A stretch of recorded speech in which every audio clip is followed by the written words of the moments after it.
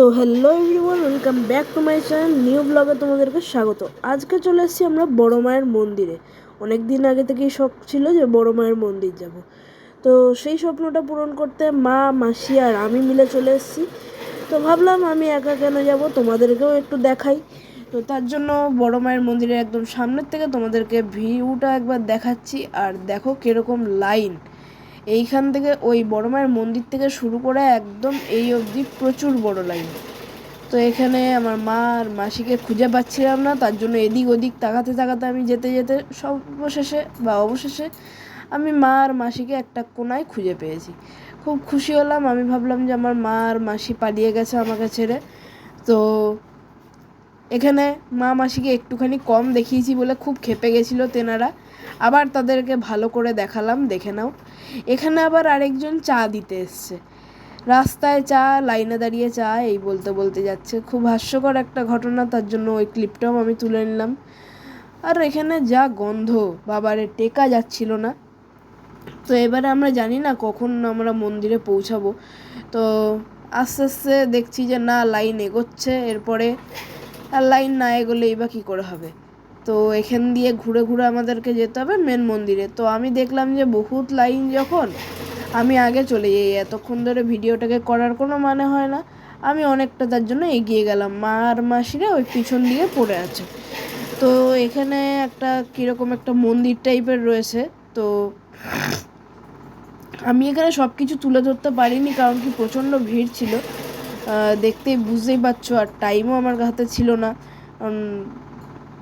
এদিক ওদিকের কাজ ছিল। তো এখানে সব ডালা বিক্রি হচ্ছে। আমরা তো আগে বুঝতাম না বা জানি না, তার জন্য আগে থেকেই আমরা সব কিছু কিনে নিয়েছিলাম। এখানে আবার একটুখানি আমি ঝামেলা করে নিয়েছি লোকের সাথে, কারণ কি আমাকে লাইনটা পেরোতে দিচ্ছিল না। অবশেষে আমি মন্দিরের একদম সামনে চলে এসেছি।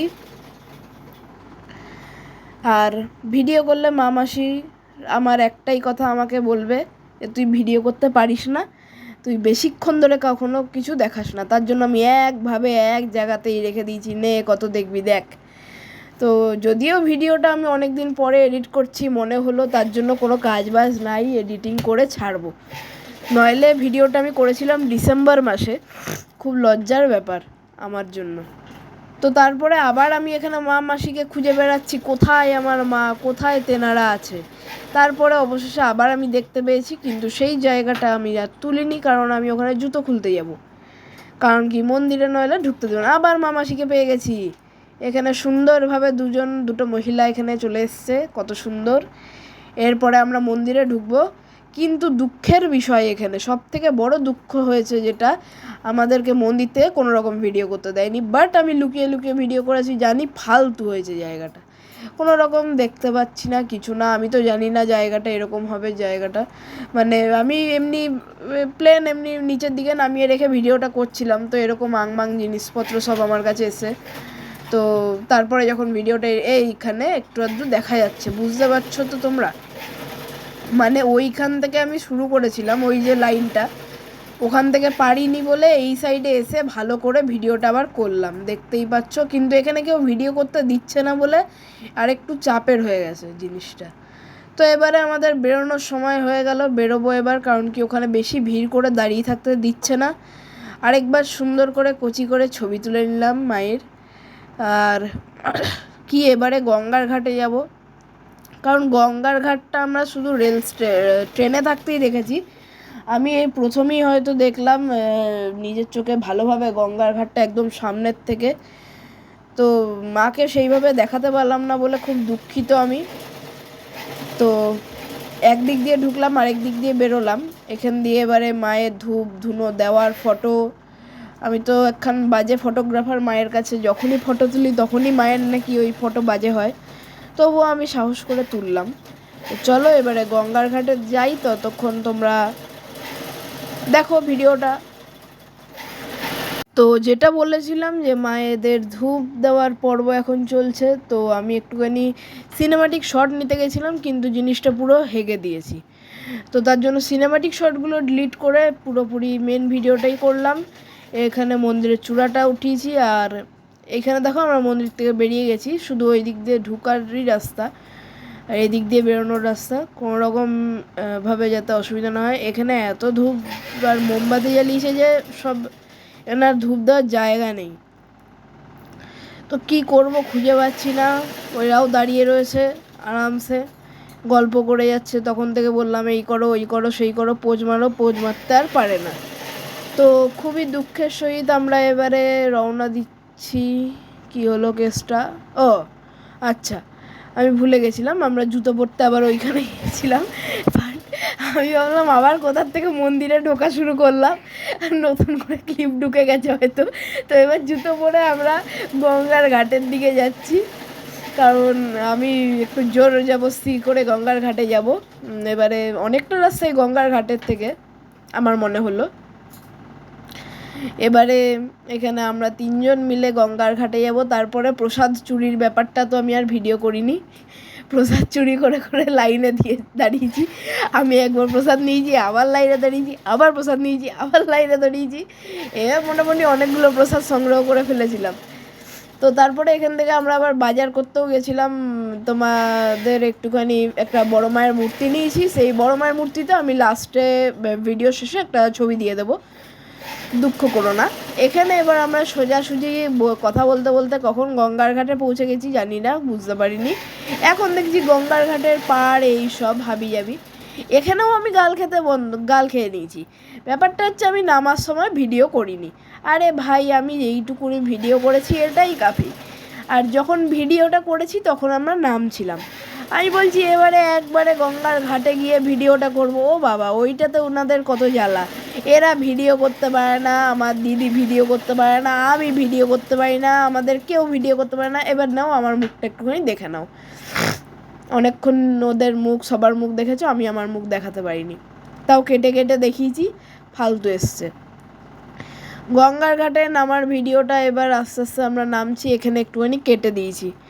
তোমার এবারে এখান থেকে আমি একটুখানি কেটেছি বলে খিস্তি খেয়েছি, গাল খেয়েছি, সেটা বড় কথা নয়। গঙ্গার ঘাটের ভিডিও আমি করতে পেরেছি শেষমেশ। অনেক কিছু আকর্ষণীয় আমি জিনিস এখানে পেয়েছি, যেগুলো দেখিনি আগে কখনো। ব্যাপারটা হচ্ছে আমি ভেবেছিলাম জোয়ার ভাটা দেখব, কিন্তু আমি দেখতে পারিনি। কারণ কি, সময় পেরিয়ে গেছিলো, ভাটা জোয়ার যাটাই হোক না কেন হয়ে গেছিলো।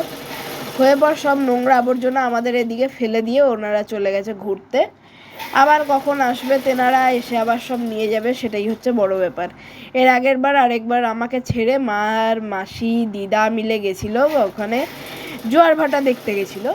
জোয়ার ভাটা হয় তো হয়ই, আর হয় মানে মেন জিনিসটা আর হচ্ছে না, শুধু একটু একটু ঢেউ উঠছে। আর আজকে পুরোপুরি জোয়ার ভাটা কমপ্লিট হয়ে গেছে, তারপরে আমরা গেছি। বেশ শীত শীত করছিল গঙ্গার ঘাটে এসে, ভিডিও করতেও লজ্জা লাগছিলো। এবার এখানে এসে মাসি পয়সা খোঁজা শুরু করেছে।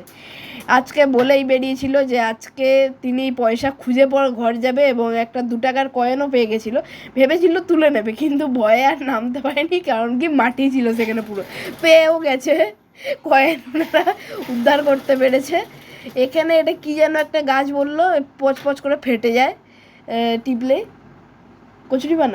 কচুরিপানা গাছ।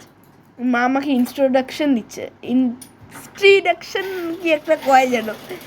তো তারপরে গঙ্গার ঘাটের ফুল ভিডিও, এই যে গঙ্গার ঘাটটা দেখে নাও তোমরাও, কত সুন্দর দেখতে।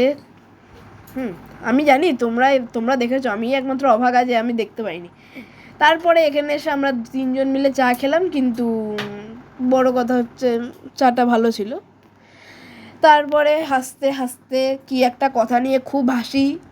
মাসি আমার চাটা কেড়ে নিয়ে খাওয়ার চেষ্টা করছিল, কিন্তু সেটা পারেনি, সেটাতে সক্ষম হয়নি। আমি খুব নিজে থেকে আনন্দিত ফিল করেছি, কারণ কি আমি কাউকে দিতে পারিনি চাটা।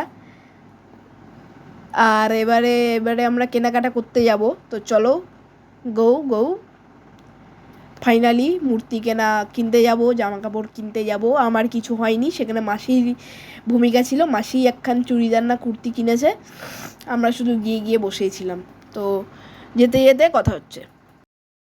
তো আবার আমরা এখানে চলে এলাম। এবারে আমরা এখানে ছবিটা আমরা বলে রেখে গিয়েছিলাম যে এই ছবিটা নেব। তো ওনারা প্যাকিং করবে না বলেই ভেবেছিল যে আপনারা আসুন তারপরে প্যাকিং করব। তো এই যে আমাদের এই ছবিটা, নিচ্ছি, একবার ভালো করে দেখিয়ে দেবো, দাঁড়াও একটুখানি। এই জিনিসটাই আমরা নিয়েছি। এটা আমাদের একটা দোকানেও আছে, আর একটা আমরা এরকম বড় ছবি ঘরে টাঙালাম। পরে এটার ভালোভাবে একটা দিয়ে দেবো ছবি। আর এই যে পুরো জিনিসটা, এবারে আমরা মূর্তি কিনে মনে হয় বেরিয়ে গেছি। হ্যাঁ, বেরিয়ে গেছি। এইবারে আমাদের ওই প্রসাদ চুরি করার লাইন। এই নিয়ে 2 নম্বর বার আমি চুরি করতে ঢুকলাম, কেউ বোঝেনি, ফাঁকে ফাঁকে ঠিক ঢুকে গেছি। এটা আমার লাইন ছিল, আমি একটু মায়ের সাথে কথা বলতে গেছি, আসলে না, আমি প্রসাদ নেওয়ার জন্য গেছি।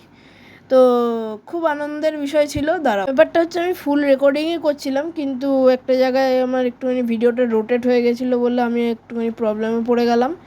এখানে আমার এটা হচ্ছে মনে হয় 3 নম্বর বার প্রসাদ নিতে যাওয়া। একটু একটু করেই ক্লিপ নিয়েছি আমি, একবারও কিন্তু ফুল ক্লিপ নিইনি। 3 নম্বর বার প্রসাদ নিতে গিয়ে আমি খুব ভয় পেয়েছিলাম যে যদি এবার ধরে নেয়, কারণ কি 3বার একই মুখ দেখতে পাচ্ছে তো। কিন্তু এবার আমি খুব আনন্দ পেয়েছি যে লোকটা আলাদা, লোকটা চেঞ্জ হয়ে গেছে। ব্যাপারটা খুব মজার ছিল, আরেকবার নিতে ইচ্ছে করছিল, কিন্তু সেটা খুব বাজে ব্যাপার হবে। তার জন্য কিছুটা প্রসাদ নিয়ে আমি ওখান থেকে কেটে পড়লাম মানে। এবারে আমরা আবার রাস্তার দিকে যাচ্ছি লাইন দেওয়ার জন্য, নাকি না, মাকে দেখার জন্য। মাকে দেখতে পেয়ে গেছি। এবার আমরা চলে এসেছি জামা কাপড়ের দোকানে। আমার এখানে কিছুই নেই, জাস্ট এখানে মাসির কিছু ইচ্ছে ছিল জিনিস কেনার, সেটাই কিনতে। তো এখানে কিছু বড় মায়ের মন্দিরের ছবি আমাদের তোলা। আর এখানে সবথেকে বড় কথা হচ্ছে, আমরা ট্রেন ধরার জন্য দৌড়ে দৌড়ে এসেছি, কিন্তু আমরা ট্রেন পাইনি। এসে দেখি স্টেশনে যে ট্রেন আমাদের ছেড়ে অনেক আগে বেরিয়ে গেছে। সো টাটা আজকের মতো, আবার অন্য কোনো ভ্লগে তোমার সাথে দেখা হবে।